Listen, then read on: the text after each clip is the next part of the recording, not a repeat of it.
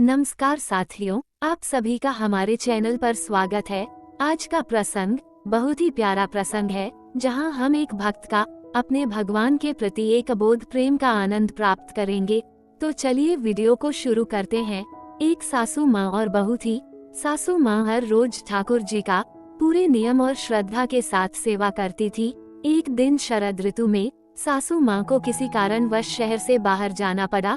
सासू माँ ने विचार किया कि ठाकुर जी को साथ ले जाने से रास्ते में उनकी सेवा पूजा नियम से नहीं हो सकेंगी। सासू माँ ने विचार किया कि ठाकुर जी की सेवा का कार्य कुछ दिनों के लिए अब बहू को देना पड़ेगा, लेकिन बहू को तो कोई अक्ल ही नहीं कि ठाकुर जी की सेवा कैसे करनी है। सासू माँ ने बहू ने बुलाया और समझाया कि ठाकुर जी की सेवा कैसे करनी है, कैसे ठाकुर जी को लाड करना है। सासू माँ ने बहू को समझाया कि बहू, मैं यात्रा पर जा रही हूँ और अब से ठाकुर जी की सेवा का सारा कार्य तुमको करना है। सासू माँ ने बहू को समझाया कि देख, ऐसे 3 बार घंटी बजाकर सुबह ठाकुर जी को जगाना, फिर ठाकुर जी को मंगल भोग कराना, फिर ठाकुर जी का स्नान करवाना, ठाकुर जी को कपड़े पहनाना, फिर ठाकुर जी का श्रृंगार करना और फिर ठाकुर जी को दर्पण दिखाना, दर्पण में ठाकुर जी का हंसता हुआ मुख देखना, इसके बाद में ठाकुर जी को राजभोग लगाना। इस तरह सासू माँ बहू को सारे सेवा नियम समझाकर यात्रा पर चली गई। अब बहू ने ठाकुर जी की सेवा कार्य उसी प्रकार शुरू किया जैसा सासू माँ ने समझाया था।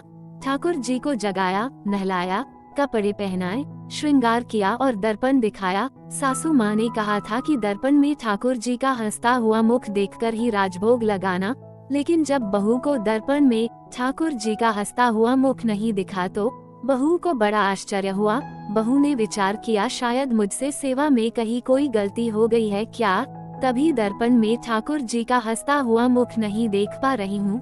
बहू ने फिर से ठाकुर जी को नहलाया, श्रृंगार किया, दर्पण दिखाया, लेकिन ठाकुर जी का हंसता हुआ मुख नहीं दिखा।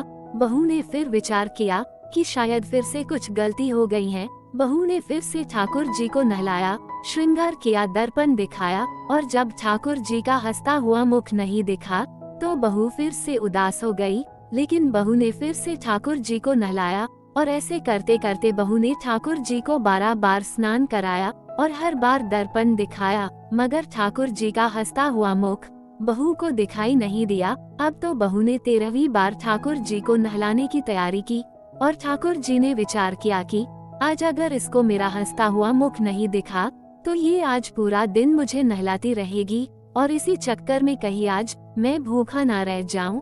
अब बहू ने ठाकुर जी को 13वीं बार नहलाया, कपड़े पहनाए, श्रृंगार किया और दर्पण दिखाया। अब की बार बहू ने जैसे ही ठाकुर जी को दर्पण दिखाया तो ठाकुर जी अपनी मनमोहनी मंद मंद मुस्कान से हंसने लगे।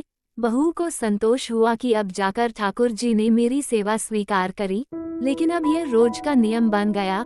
बहू रोज दर्पण दिखाती और ठाकुर जी रोज हंसते।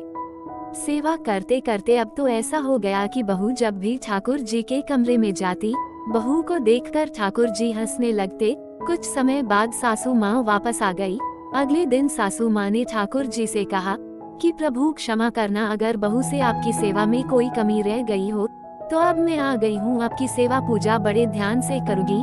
तभी सासू माँ ने देखा कि ठाकुर जी हंसे और बोले कि मैया, आपकी सेवा भाव में कोई कमी नहीं है, आप बहुत सुंदर सेवा करती हो, लेकिन मैया दर्पण दिखाने की सेवा तो आपकी बहू से ही करवानी है, क्योंकि वह जिस भाव से मुझे दर्पण दिखाती है मैं उसके उसी भाव पर रीझ गया हूँ।